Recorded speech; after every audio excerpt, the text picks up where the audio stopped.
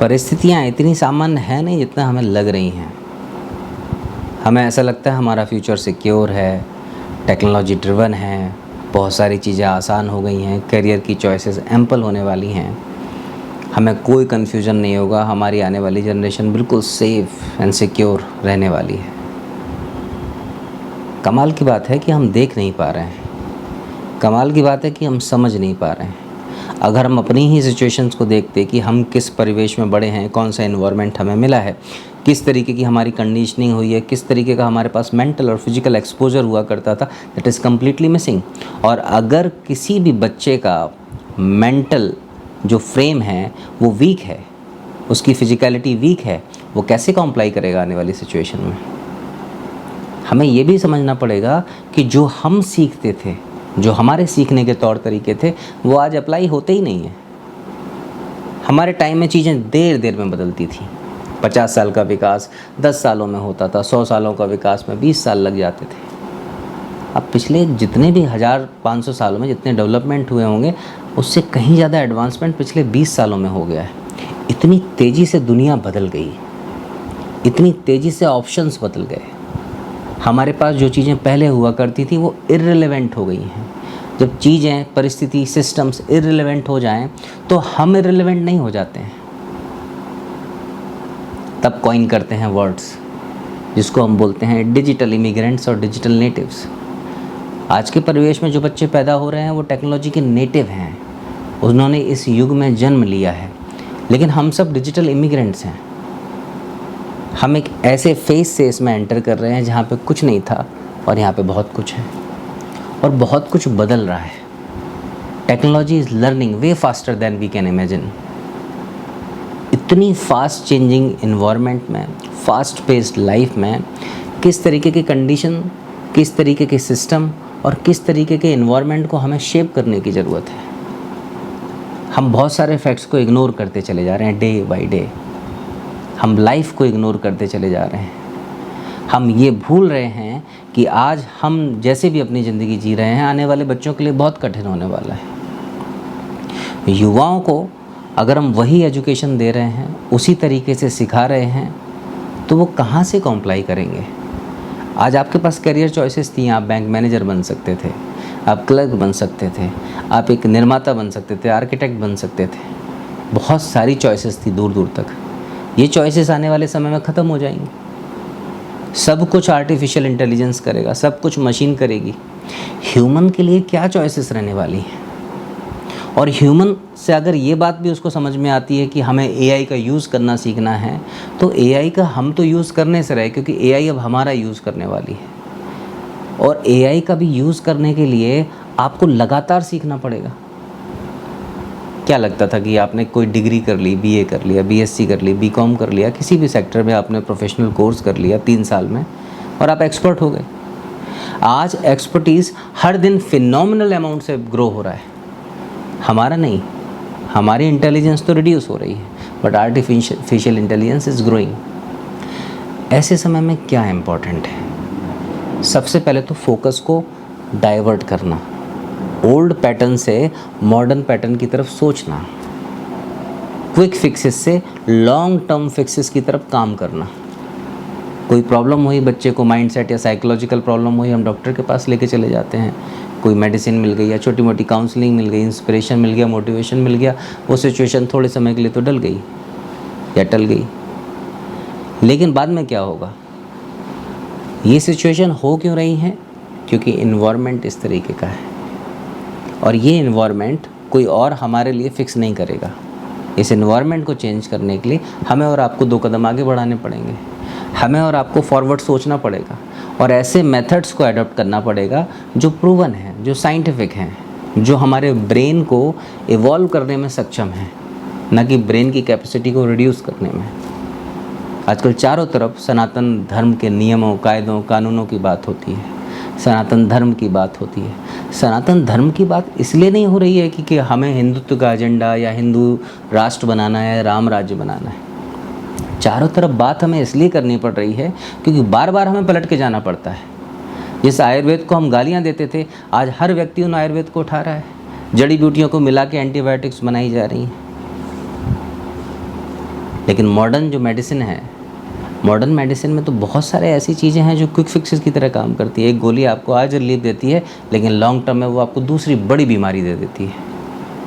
Education के साथ भी यही हुआ है कि बच्चे को कुछ बनना है तो एक कोर्स बना दिया, 3 साल का, 2 साल का, 1 साल का, उसको नौकरी मिल गई उस समय के लिए, लेकिन लॉन्ग टर्म में ये नौकरियाँ कहाँ रिलेवेंट रहने वाली हैं, क्योंकि उसका ब्रेन तो लिमिटेड है ना।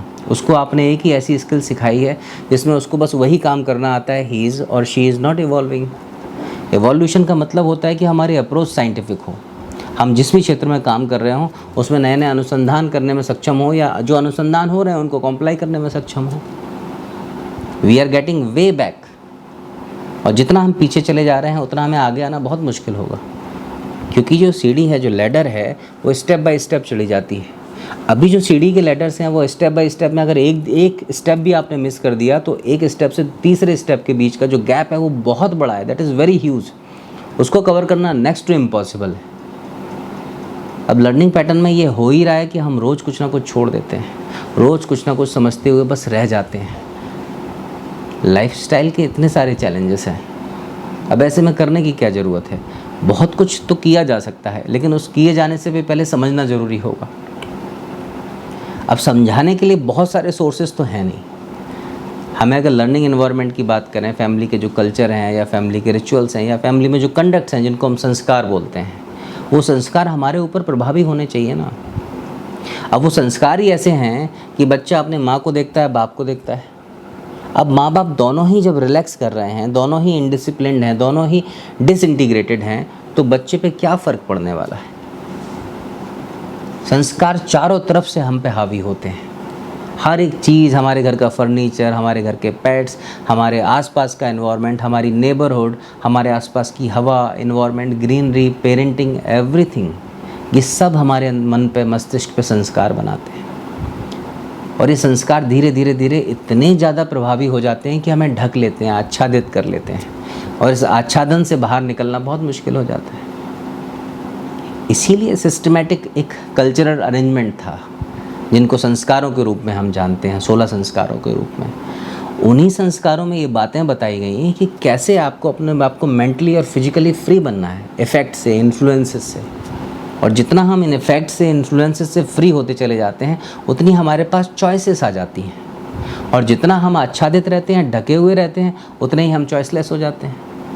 अब ये चॉइसलेसनेस को हमें कवर करना है या चॉइसनेस को बढ़ाना है कि हमारे पास ऑप्शंस हो और हम उनको पिक करें वॉलंटियरली। फ़ोन्स हमें कंट्रोल करते हैं। हम फ़ोन्स को कहाँ यूज़ कर रहे हैं? हमारे मोबाइल फ़ोन्स हमें कंज्यूम कर रहे हैं। अब जब वो हमें कंज्यूम कर रहे हैं तो वो हमें मोबिलाइज भी करेंगे। रह के आप देखो क्या रह जाता है आपके पास। आपके पास केवल आपकी चॉइसेस हैं। आपके पास और किसी चीज़ का कंट्रोल नहीं है आपके सराउंडिंग में। आप या तो यूज़र बनेंगे या कंज्यूमर बनेंगे। यहाँ पे ज़रूरी है कि ह्यूमन इंटेलिजेंस को इवॉल्व होना। जैसे जैसे आर्टिफिशियल इंटेलिजेंस बढ़ रही है, ह्यूमन इंटेलिजेंस को भी बढ़ना चाहिए। अगर कंपैरिजन बहुत बहुत ज़्यादा अंतर हो जाएगा तो हम गुलाम ही तो होंगे और क्या होंगे।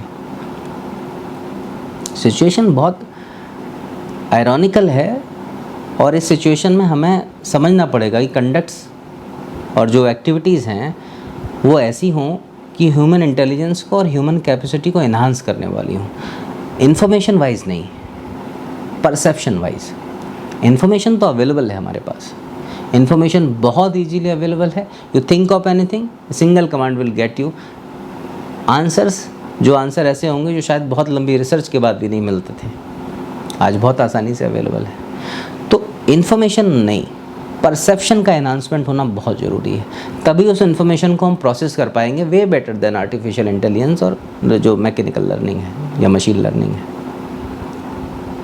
तो ज़रूरी है इस समय पे कि हम वो पद्धतियों को अडॉप्ट करें जो प्रूवन है, जिसके पीछे एक समय दिया गया है, जिसके पीछे एक थ्योरी है, जिसके पीछे बहुत बड़ी मात्रा में हमारे ऋषि मुनियों ने रिसर्च किया, अनुसंधान किए हैं, प्रैक्टिकल्स किए हैं, जो प्रैक्टिकल हमें हमारी शल से बाहर निकलने में मदद करते हैं। अब क्विक फिक्सेस को हम अडॉप्ट करते रहेंगे तो ये क्विक फिक्सेस तो लॉन्ग टर्म में एप्लीकेबल है ही नहीं। आप सोचो ना कि हमारी डिग्रीज़ की या हमारे कोर्सेज़ की या डिप्लोमास की या हमारे PhD स्कॉलर जितने भी हैं, उनकी जो यूटिलिटी है वो कहाँ पर है आज के परिवेश में। तो हमें लॉन्ग टर्म फिक्सेस के बारे में सोचना पड़ेगा। हमें वो कंडक्ट्स अपने घर के, बाहर के और जो भी सहकारिता से ऐसे सिस्टम बनाए जा सकें उन पे काम करने की ज़रूरत है। थोड़ा स्लो हो सकता है लेकिन प्रयास बुनियादी रूप से मजबूत हो जाएंगे। आने वाली जनरेशन को बहुत इक्विप कर देंगे, बहुत वॉचफुल कर देंगे, अवेयर कर देंगे विद ए इन्हांस्ड परसेप्शन। तो युवाओं के लिए बड़ा डिफ़िकल्ट सिचुएशन है। This is fragile, this is vulnerable situation. हमारा टाइम निकलने वाला है लेकिन जिनका आने वाला है उनके लिए जो पीढ़ी होती है वही अपनी आने वाली पीढ़ी को एक सपोर्टिंग इन्वायरमेंट क्रिएट करके दे के जाती है। Because life's ultimate purpose is to transfer. जो आपने सीखा उसको पास ऑन करते चले जाना है और पास ऑन करने की सिचुएशन में बेटर ही पास ऑन करना है। वर्स्ट करोगे तो आने वाली जनरेशन फिर से पीछे चली जाएगी। मेंटली और फिजिकली एडवांसमेंट चलते रहेंगे लेकिन इंडिविजुअलिटी इज़ वेरी इंपॉर्टेंट।